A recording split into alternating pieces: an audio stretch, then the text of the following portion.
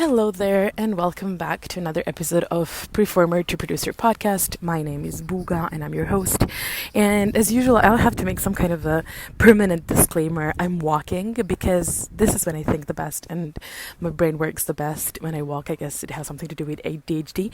So, in advance, excuse my maybe differences in volume, and if you hear some kind of background noise or you notice some kind of bumping because, as I walk, or wind today. Which is not helpful. Anyways, sorry for that, and I hope it won't disturb you too much to not listen to this episode. Today I want to talk about one of the benefits I've noticed between working as a freelancer, having my own company, and creating my own shows and performances in comparison to being a part of the public sector, being employed at a theater, or just in general working for someone else in performing arts industry. And that is regarding typecasting. So what I've noticed is, and you can notice this not only in theater, in performing arts, in live like theater, but also in movies. I've been reading the autobiography The Green Light by Matthew McConaughey, and he talks about this in the book, that he had to make a break after getting fame, in rom-coms, and because he wanted to change the type of movies he was doing. So he had to make a break, and it was not an easy transition to go from being cast as romantic leads in rom-coms to doing more like dramas and other types of movies that he did later in his career. And this is something that happens even if you're not employed on a payroll in a theater, for example. I don't know where you come from, or how the performing arts industry works in your place of work and life, but in Croatia, for example, we have public sector and we have the private sector. And in public sector, there are a lot of theaters that has actors on payroll. And how that works is, you're a payroll, and you just, when the new show is announced, you just get a cast list and you see who you play. And this is very, very challenging, I know, for a lot of actors, just because someone else decides what type of roles you play. And once you get into this into this type box, it's very, very hard to get out of that. And this is why freelancing and creating your own shows, that's the benefit of it, that you can choose what kind of roles you want to play, and you can play around, you can practice your versatility, you can show yourself to the world in a different box from what you were put in. I'm going to give you two examples from my life to maybe explain better what I mean.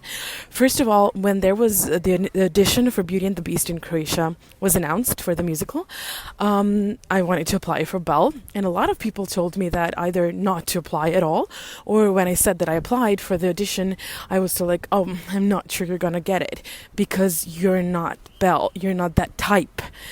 Meaning I'm very loud, I'm very extroverted, I'm very quick on my feet, I'm more into my masculine energy than I'm in my feminine. And Belle is very grounded, she's very soft, she's has this also type of voice that she's very quieter in a way, and she's definitely more embodiment of the feminine energy than of the masculine, and I'm very kind of rough in a way. And a lot of people were like, I'm not sure that you would be cast as Belle because you're not that type. And I'm like, I'm an actress. I should be able to do it anyway, right? And I'm very grateful for the director who saw something in me and he gave me a chance. And it was a lot of work for me to be able to because we went for a really, really traditional interpretation of Beauty and the Beast. So it was really a lot of work for me to get there, but I'm really glad that he had the trust and he gave me that opportunity, and I got to explore that other part of me, and I got the chance to get out of that type that I was always put in. The other example from my life is when it comes to singing, is because I'm so outspoken and loud and quick-witted and light on my feet and everything very fast. I was literally told that that there is no chance that my voice is actually dramatic and I'm not gonna say bigger, just heavier, because my personality is so light, and that I fit the roles, as I call them, Inas, Annas, and Friends. All of those roles in opera that are called, I don't know, Despina, Norina, Susanna, and those roles that are friends to main characters like Entchen in Freischütz or something like that. And I was literally told that I'm manufacturing my voice because I actually fit better this type of roles that have a lighter voice as well as character. So this is something that happens not only to people who are on payroll, but if you go to auditions and if you are in like smaller community, and our performing arts industry community is really small. If you do start making like audition circuits, you will start meeting the same people over and over again. And people have certain expectations from you. If they look at your CV and they see you did a certain type of roles several times, they will think they know what to expect from you. And if you come, this is my experience, like my personal experience, if you come with a different repertoire list than what they see, for example, on your CV, they will be apprehensive towards that, and they will already be, before you even start your audition, they will be prone to negative commentary and being suspicious about it and about casting you in a different role than what's on your CV and what you presented maybe in the past. And so this is why I really love being a freelancer and having my own company, because this gives you that freedom. It also enables you to, for instance, create a show where you can, perform a role that maybe you wouldn't have been given in a different setting, and then inviting maybe casting directors or conductors or directors who you would like. Oh my God, wait, I have to phrase the sentence that you would like to, for them to see you. And in that situation, you actually control the situation because you're not there auditioning for them. You're just inviting them to your performance, and they can see you in a different setting instead of just standing there singing one song or performing one monologue. But the problem is that the educational system is not really prone to teaching us the tools and ways for us to be able to create our own shows. And actually the whole industry is not set up to make us believe, to even think about creating our own shows and make us believe that that's equally worth, that the worth of our own produced show is equally worth as a show performed in some public venue or when somebody else produces us. And I think that's what I'm here to change, and I hope I inspire some of you to do that. I've seen many of my colleagues, being typecast, and don't get me wrong, there are people who love being typecast and who enjoy being, in that type that they are constantly cast in, and that's great. But if you're not one of that people, that can be very frustrating. I know a few colleagues who have been typecast for years, and they're like, but I can do different stuff, I can be different. But they're also so used to performing in a certain way that even when they do their own concert, they do the same stuff.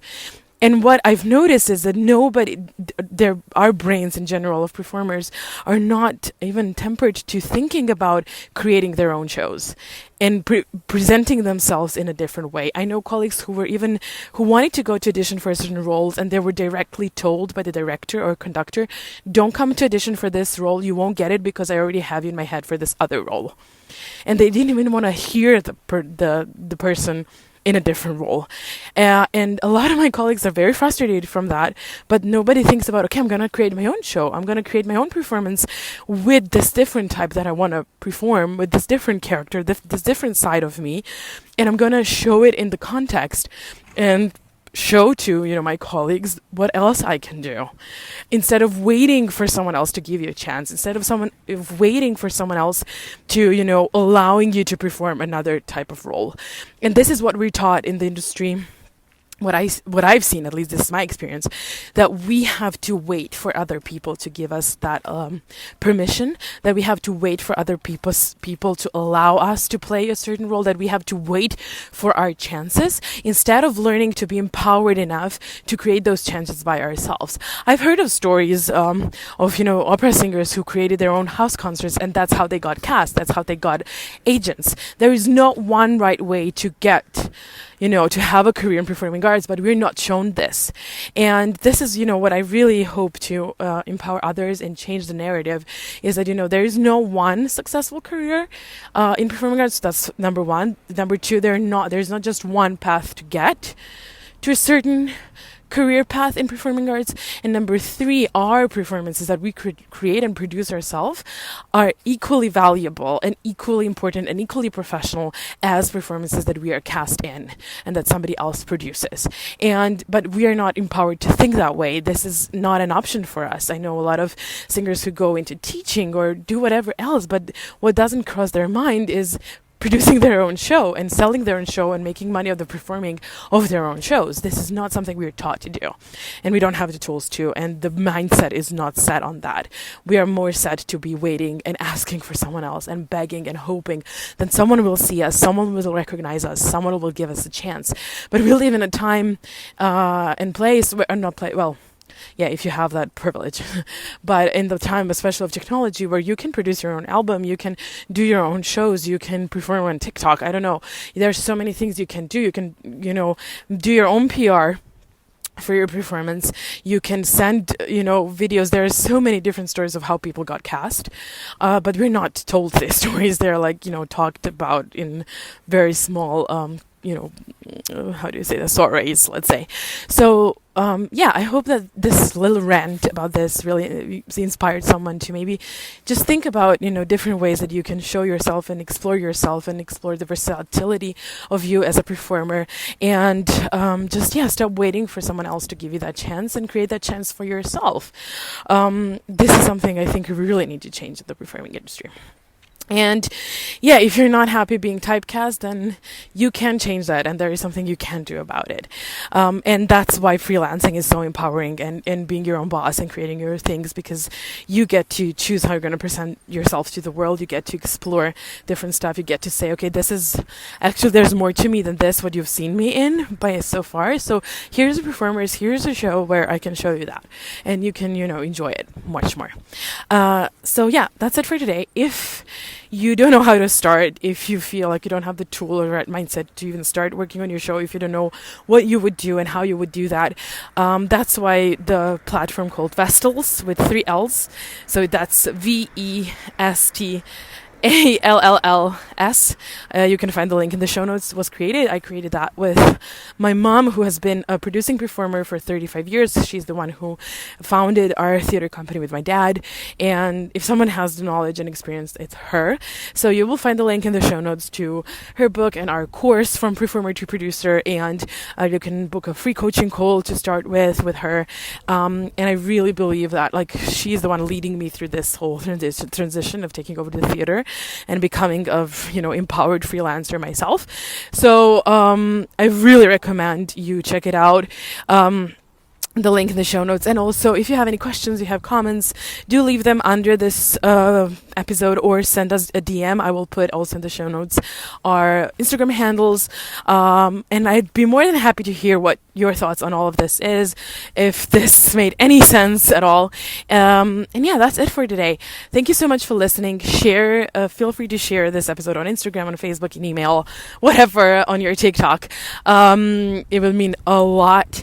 And just go for it, and remember that at the end of the day, you do have the reins of your career in your hands. And no matter what they told us and how the industry works, the more of us take the reins and start taking initiative and creating our own stuff, you will be you'll be freer, you'll be happier, you'll be more fulfilled, you'll be able to show up in the world as the artist that you are and not what others expect you to be. You'll get so much more experience because, stage fright goes away the more you train it, the better it gets. And I think that can change the whole creative industry. So thanks again for listening, and you'll hear from me soon. Bye.